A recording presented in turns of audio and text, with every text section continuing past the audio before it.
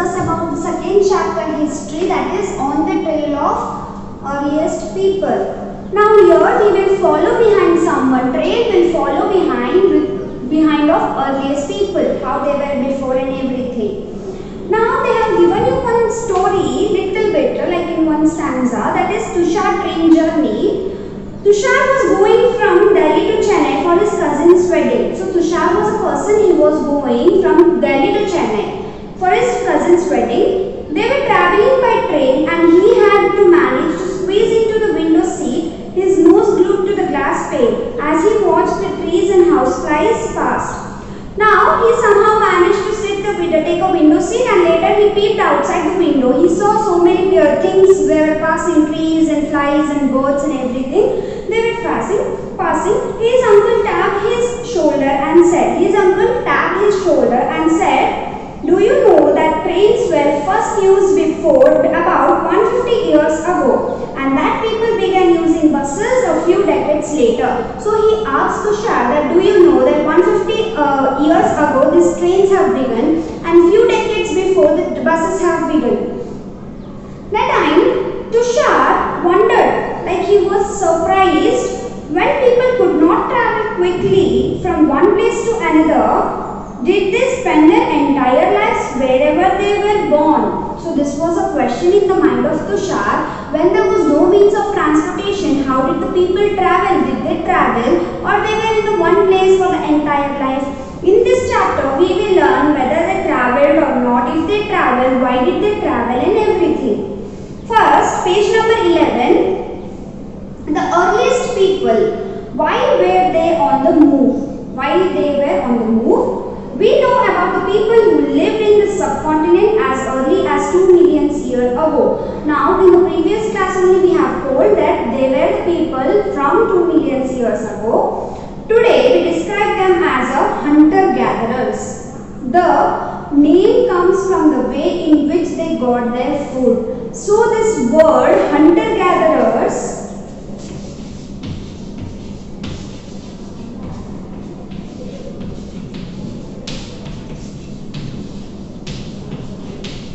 this word they got because of food. Hunter-gatherers. The name comes from the way in which they got their food.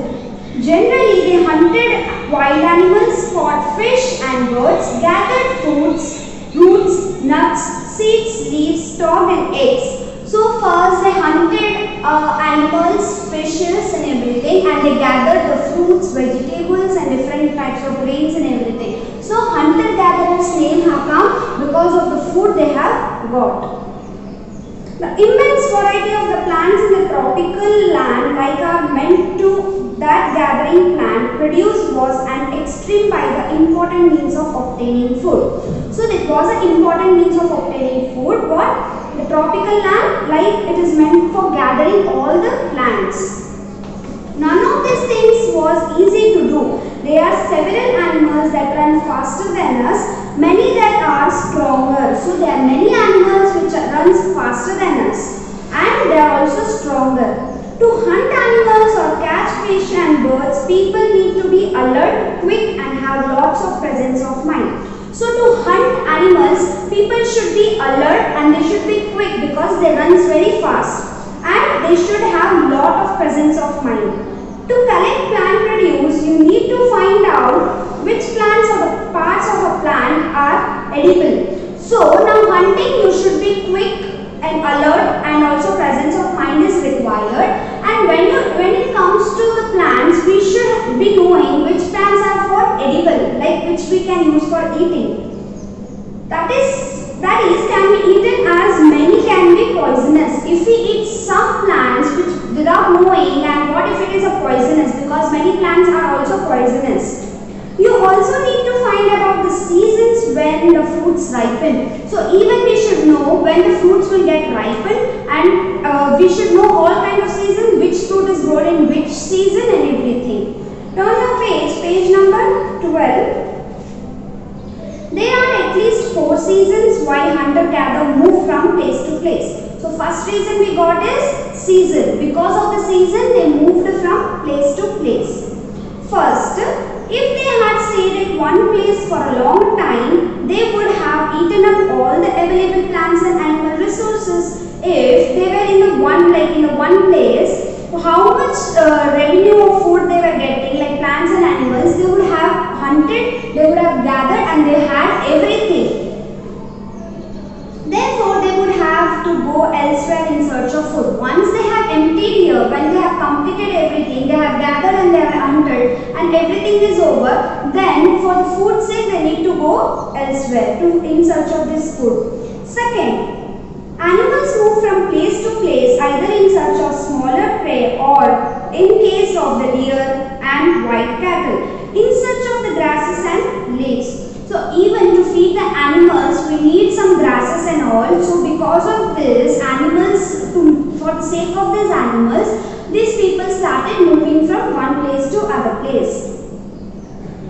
And that is why those who hunted them had to follow their movement. So the one who started hunting the animals, first they need to feed the animals before hunting. So as soon as these animals started moving, so the people also started moving along with them. This was the second reason. Third is, plant and trees bear fruits in different seasons. So everyone knows that plants and fruits, whatever the trees we get from the fruits we get from the trees, it is having some different seasons. So people may have moved from season to season in search of different kinds of plants. So even this is one reason, because in search of different plants, like season to season, as it differs from season to season, so people might have moved from one place to other place. Fourth, people, plant and animals need water to survive. First of all, water is found in lakes, streams and rivers. While many rivers and lakes are perennial. Perennial means which is having like throughout the year we will get that water. That will last for a long time. Others are seasonal. So water is a basic need for any animal, plant or a human. Now they were lakes which were getting emptied, and there were few perennial lakes also which were lasting for a long time. But once it get over, then according to the season they started moving. People living on the banks would have to go in search of water during the dry season. So yes, during the dry season, the people who were staying in the banks of the river, they need to move from one place to other place. Besides, people may have traveled to meet their friends and relatives. Remember, they traveled on foot. Now, we have learned about 1, 2, 3, 4. They are traveling due to seasons, or due to plants and animals, or due to the movements of animals, or due to the season, or due to the water. Might be any reason, but they have walked on their foots. So this was the first 4 reasons we have learned. Now, how do we know about these people? How did we come to know about them? Is archaeologists have found some of the things hunter-gatherers made and used. So, now archaeologists who read about the history, they have found some things of the people who lived before, and they have given us some proofs. It is likely that people made the use of tools of stone, wood and bone, of which stone tools have survived best.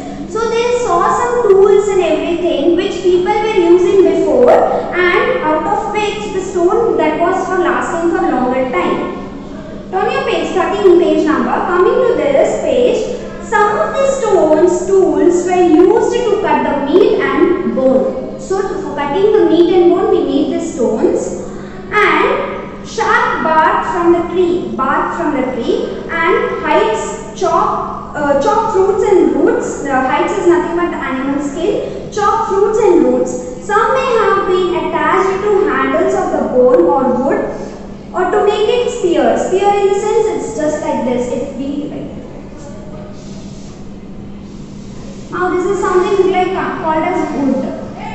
They have carved the stone this way and they made it sharp end. Now this sharp end is known as spear. Spears and arrows for hunting. So a long pole with the sharp point. With this to hunt the animals. Other tools were used to chop woods, which was used as a firewood. Wood was also used to make huts and tools. So archaeologists have found all these things. The people, what they were doing it before, how they were hunting, they have seen some tools. They have also given you the images A, B, C, D, E. You can see here different types of stones, and also in the image below you can see how did they carve the stone according to the shape they needed. So these were the tools used by the people earlier.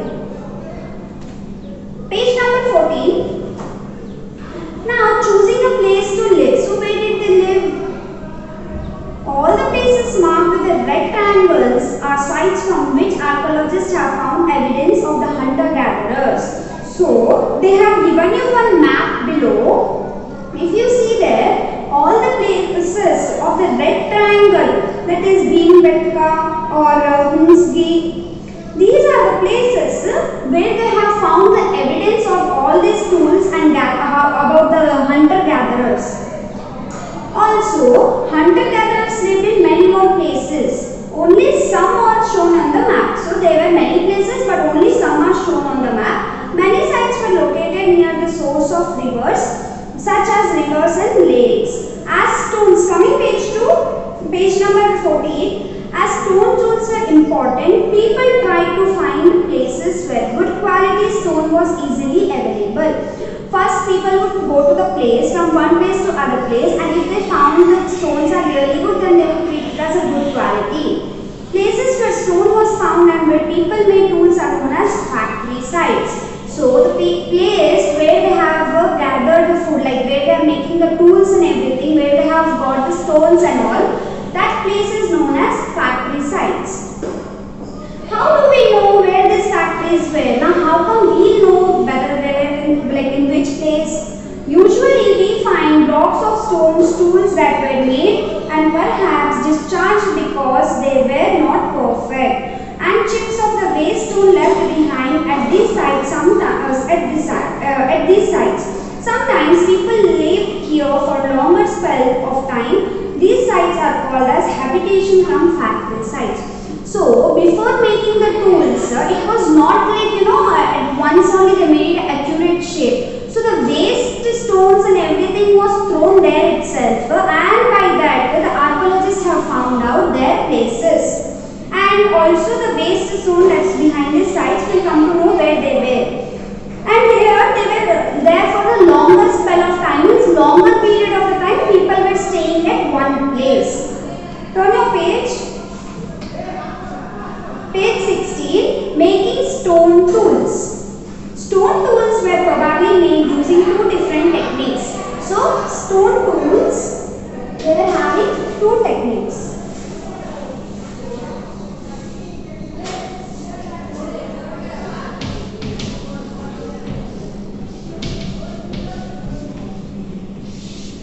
They were having two techniques to make these tools. That is, the first one is called stone on stone. Here is the pebble from which the tool was to be made, also called as core, was held in one hand. Another stone which was used as a hammer was held in the other hand. The second stone was used to strike off the flakes from the first till the required shape was obtained. So they were taking in one hand. Now for example, this is one stone and this is one stone. If they would chop this flakes. Flakes means they would remove the layer and layer and layer and layer, and they will make one accurate shape. They keep chopping this stone from one, like hammer we will use this stone, and they would keep chopping this stone until they would get a perfect shape. So this was the first technique. They have also showed you in the image left side. And second is pressure flaking. Here the core was placed on a firm surface, like a hard surface somewhere. They have stored. Now for example, since my hand is a hard surface and I will place a stone here. I will place a stone here. The hammer of the stone was used on a piece of the bone or stone that was placed on the core to remove the flakes that could be held into the tools. Now that could help to shape into the tools. How it was, if this is a hard surface, I would hit here continuously. So that I will get a required shape, what I want. So these were the two techniques to shape the tools. Finding out about the fire. Now we know how did they share the tools. Now we will find out how did they got the fire. Traces of the ash have been found here. This suggests that the people were familiar with the use of fire. So what ash was left behind, they have found those ashes. Archaeologists have found those ashes. After fire we will get those grey color, no, that is ash, and that have been left over, and by that they came to know that the people were using the fires also. Fire could have been used for many things as a source of light, to roast the meat and to scare away the animal. For scaring the animals, they need fires. Like they were in the they were tribal people and they were staying in the forest areas also. And to scare them away, they were using the fire. And to roast the meat, what they were hunting, no, for that to roast it, they need fire. And also for light. How do we use fire today? You need to find out. A changing environment. Around 12,000 years ago, there were major changes in the climate of the world with a shift to the relatively warm conditions. In many areas, this led to the development of grasslands.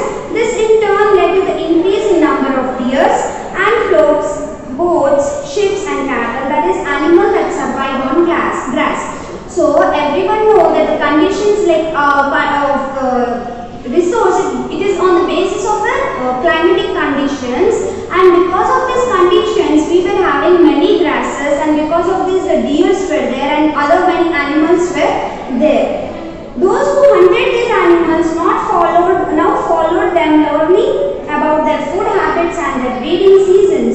It is likely that these help people to start thinking about herding and rearing this animal themselves. Fishing also became important. When they started focusing on an animal, like for any animal, they started thinking about them and they came to know how did they start breeding and everything, and they also started herding and rearing. And fishing also became an important of this, all this including in environment.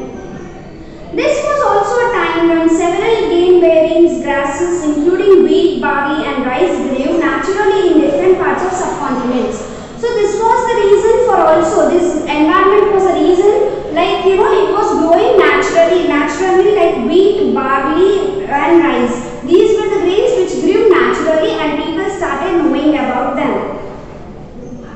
Men, women and children probably collected these grains as food. So these grains, barley, wheat and rice, they collected as food and learned where they grew. So they got to know how did it grew and everything.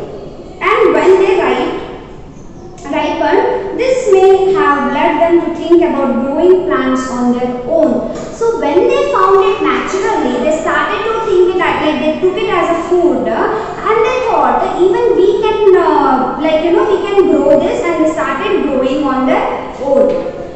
Now turn your page number 18. Rock paintings and what they tell us. So there were also rock paintings. Many of the caves in which these early people lived have paintings on the walls. So the people who were living, they were living on evidence like hunting people or animal running behind the animals, or this way they were painting. Some of the best examples are from Madhya Pradesh and southern Uttar Pradesh. These paintings show wild animals drawn with a great accuracy and skill. So they were highly skilled and they started drawing on the walls, and we can see this in Madhya Pradesh and Uttar Pradesh. Who did what? Now this was about painting. Now we will see who did what. We have seen that the earliest people hunted, gathered, plant, produced, made stone tools. Now we have known that they were hunters, they were gatherers, they were stone tools. But who did all this? We will learn. Is there any way find out whether women hunted or a men made stone tools?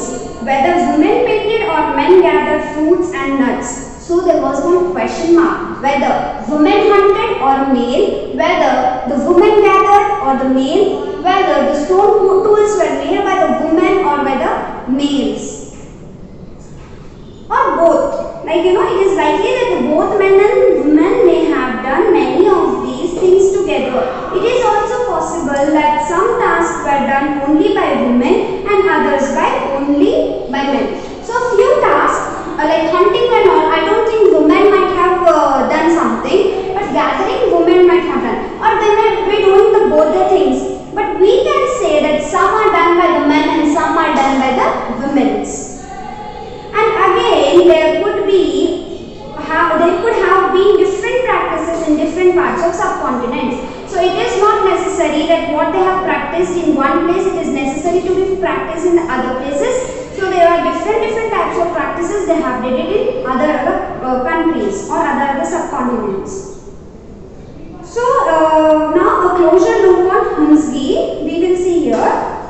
You can also locate this place on the map too. A number of early Paleolithic sites were found here. At some sites, a large number of tools used for all the sorts of activities were found. These were probably habitation cum factory sites. So they have found few things which were there before, and they were known as habitation cum factory sites. In some of the other smaller sites, there is an evidence to suggest that the tools were made. So in different places, in Huntsgi, if you go in different place, like in that place, in different area, you will have the evidence of this, they have left a few evidence where we can find the tools which were made. Some of the sites were close to the spring, a place where water comes. Most tools were made from the limestone which was locally available. So the tools what they made was from the limestones, because it was locally available. Now, so students, this is end of your chapter. Elsewhere, I want you to read this chapter like about in the France. They are telling you to find out in your class. And later I will discuss in the next video about the questionnaire part. Thank you.